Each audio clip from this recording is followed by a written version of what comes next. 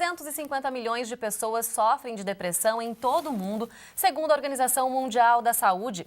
E mesmo sendo uma das principais doenças da atualidade, ainda gera preconceitos e especialistas garantem que ela é pouco debatida. E para entender um pouco mais sobre a doença, que recebemos aqui no estúdio Janine Killing Monteiro, professora do curso de Psicologia da Unicinos, também com a gente Maria Helena Rosales de Carvalho, aposentada e participante do programa Pro Maior aqui da Universidade. Sejam bem-vindas ao Conexão, tudo bem? Tudo bem. Olá, tudo bem? Sejam bem-vindas. Tudo bem. Bom, professora, a gente traz um dado aí que é muito alto em todo o mundo, tantas pessoas sofrendo dessa doença, e é um número que a tendência é ser cada vez maior. Por quê, professora? Na verdade, existe uma teoria de cada vez a gente está mais sozinho na vida, né? Então, as pessoas, antigamente, eu acho que tinham mais eram mais unidas e cada vez as pessoas estão trabalhando mais sozinhas, estão ficando mais sozinhas. Então, uma correria do dia a dia, né, faz com que a gente parece que tenha mais essa tendência à solidão. Então, alguns autores falam em desamparo, solidão. Isso pode contribuir para a depressão, a correria, né, e o desamparo social. E ela pode de qualquer idade também, né, professora? Pode ser criança, pode ser adulto, pode Sim. ser terceira idade. A gente, claro, está falando muito sobre depressão ultimamente por causa, inclusive, Sim. da morte do Robin Williams também, o comediante, o Fausto Fante, outro comediante brasileiro também, né? Sofreu de depressão e os dois, infelizmente, tiraram a própria vida, né? Então, existe uma faixa etária que é mais propensa à depressão ou não? Na verdade, sim, ela pode, assim como tu colocou, né, em todas as faixas etárias ela pode aparecer, mas na terceira idade aumenta o risco. A gente tem aí déficits cognitivos, né, tem medicação, tem um monte de questões que podem influenciar, e assim como uma aposentadoria, amigos que se vão, né, a família às vezes mais distante, então que podem contribuir para aumentar esse indicativo de ter depressão, como foi os casos que tu falaste também, né? A gente está aqui com o exemplo da dona Maria Helena também, que sofreu de depressão, né, por 5 anos. Como é que a senhora percebeu, então, que estava com a doença? Porque eu comecei a ficar em casa, me trancar em casa, eu ficava uma semana assim, eu não abria nem as janelas, eu Não tinha vontade de sair, de conversar com ninguém? Não tinha vontade de sair, de me arrumar, de ver ninguém, queria ficar só. E teve algum fator, dona Maria Helena, que contribuiu para isso? Quer dizer, a professora comentou a questão da aposentadoria. Foi mais ou menos nessa época? A senhora também teve algum problema familiar? Como é que foi esse momento? Não, a aposentadoria não, porque até eu mantive contato, só que e daí como hoje todo mundo trabalha, estuda, e um vai para um lugar, outro para outro, perdas familiares, daí foi ajudando. Né? E a senhora também comentou aqui, antes de começar o programa com a gente, teve uma situação com a sua neta também, que nasceu naquele período e ficou um tempo doente. Isso também causou uma grande preocupação com a senhora, que contribuiu, então, para a depressão. Foi, porque daí a gente, como mãe e vó, aí tu sofre 2 vezes. De ver tua filha, primeiro filho ali naquela situação, numa UTI por 5 meses, e a neta, o médico dizendo para nós que ela estava além da sobrevida humana, né? Então, foi muito difícil. Professora, a gente viu, por exemplo, o caso da Maria Helena, né, que se isolou Sim. nesse caso, né, foi um sintoma, o isolamento dela. Quais são os outros sintomas que podem ser, então, colocados para que a pessoa saiba, bom, estou com depressão, ou para familiares mesmo saberem disso, né? Na verdade, existe uma baixa energia, né? Que eu acho que é essa questão que ela colocou, assim, vontade, às vezes, da pessoa não fazer muitas atividades, né? Menos vontade. Também existe déficits cognitivos que podem aparecer, baixa autoestima. Existe também outros sintomas mais relacionados. Alguns aumentam o apetite, outros diminuem o apetite, o sono, a mesma coisa. Então, depende da pessoa, ela pode reagir diferente para a depressão. Mas o mais assim marcante na depressão são essas características, né, que é a pessoa ter uma energia, uma vontade muitas vezes de não fazer nada, né, como se eu não tivesse forças mais, né, como eu tinha antigamente. A desesperança é uma característica não encontrar muito sentido grande. nas atividades Sim. que antes fazia, como o caso da dona Maria Helena aí, que não queria nem abrir as janelas, enfim, Sim. sair de casa, conversar com as pessoas. E uma coisa que a gente ouve muito falar é essa questão de, bom, a pessoa está com depressão e o outro diz, isso é frescura, isso é bobagem, tem que reagir.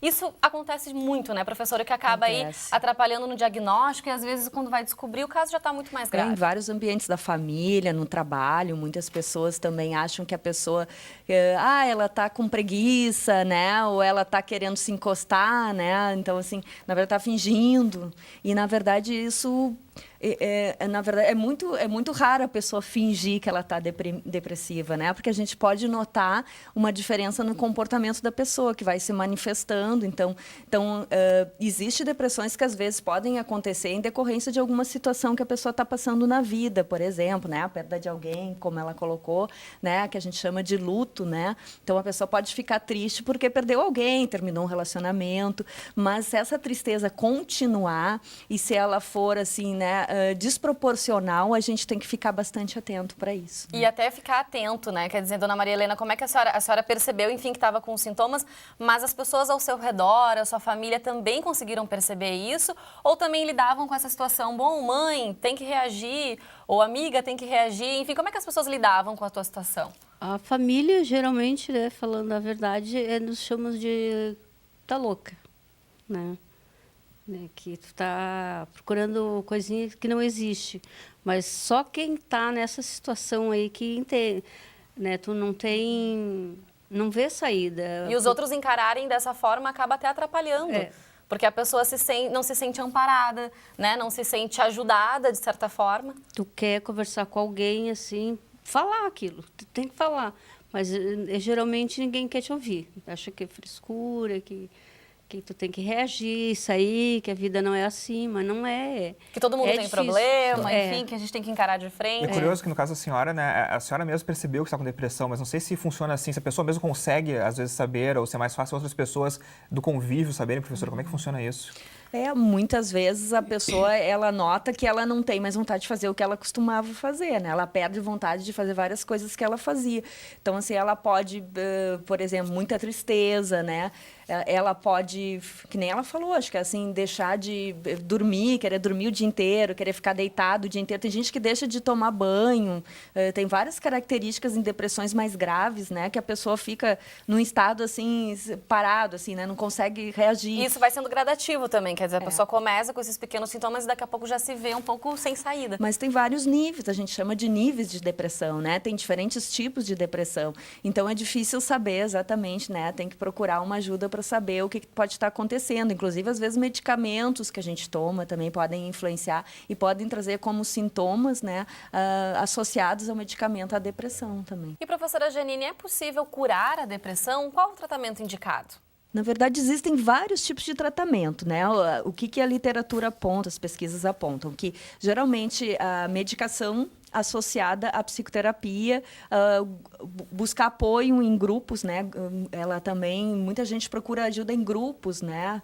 De vários tipos também.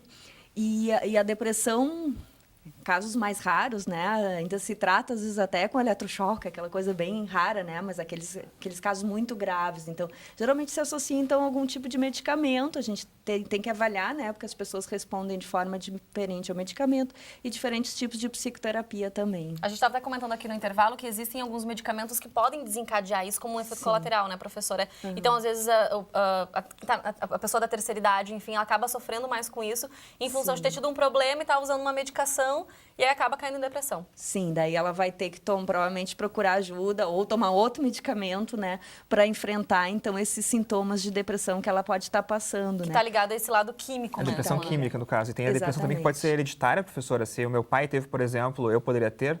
Sim, existe uma depressão que é chamada de episódio depressivo maior, que se acredita que ela tem um fundo genético também, né? E aí, geralmente, ela é uma depressão que pode se manifestar em várias fases da vida da pessoa.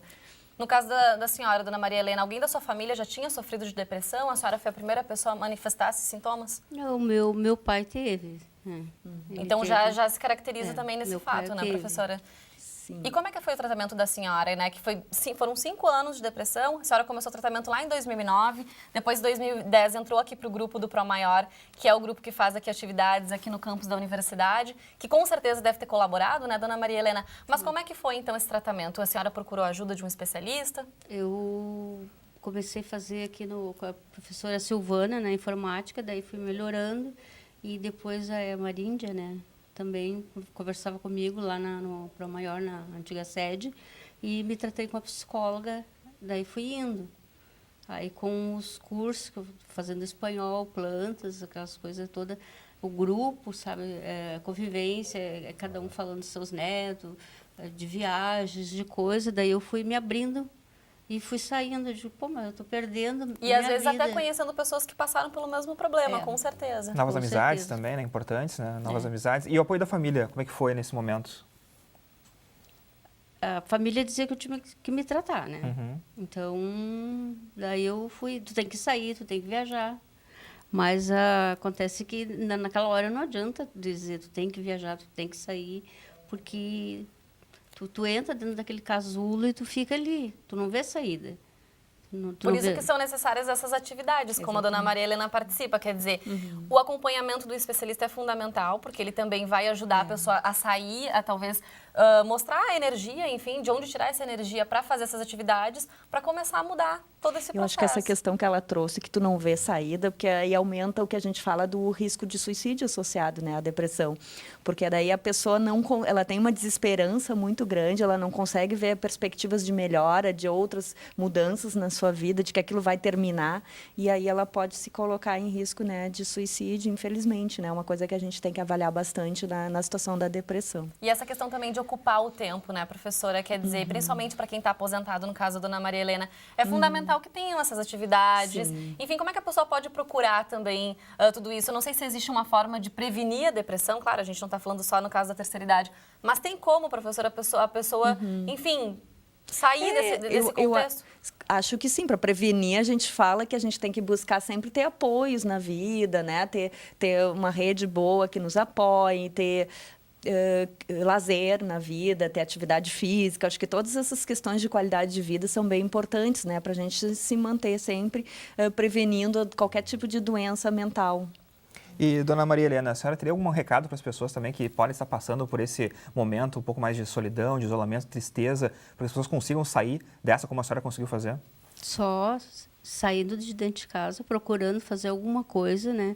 Conviver com outras pessoas, fazer algum curso, assim, tipo, Pro Maior é uma coisa que deveria continuar sempre, porque isso faz bem enquanto as pessoas idosas ficam em casa, os filhos trabalham, os netos trabalham, ninguém mais quem entende o idoso, né? E só procurando sair, estudar. Eu voltei a estudar, estou estudando, né? Tenho o sonho de terminar meu 2º grau, que eu estou batalhando, né? Que bacana. É isso, é o procurar o sentido, né, Sim. professora, como a gente comentou desde o início. E a gente está falando muito do público da terceira idade, mas é importante também lembrar isso entre os jovens, né, professora, já que a gente vive aí em tempos de internet, enfim, de um relacionamento, às vezes, muitas vezes superficial. E a gente sabe que tem muitos jovens hoje também enfrentando esse problema. Eu gostaria que a senhora comentasse também, por favor.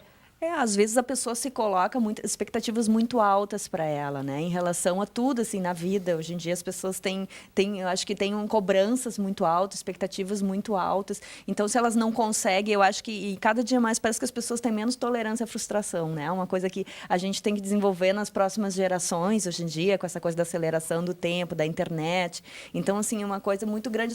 É mais fácil as pessoas se deprimirem por motivos menores, né? Então, eu acho que a gente tem que tentar evitar isso, né? Na verdade, pensar em desenvolver, bom, que todo mundo é humano, todo mundo erra, né? Todo mundo tem problema. Todo mundo tem problemas, né? Então, que as pessoas precisam mais se apoiar, pensar em fazer coisas, às vezes, da forma com que elas conseguem, né? Não dessa questão tão idealizada, né? Tão perfeita.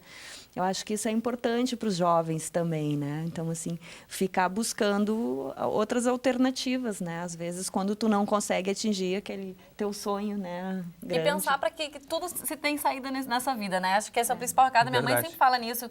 Para tudo dar-se um jeito, Exatamente. então a gente tem que enfrentar mesmo. Bom, muito obrigada pela presença de vocês, pelas informações e até a próxima. Ok. Obrigada. Tchau, tchau.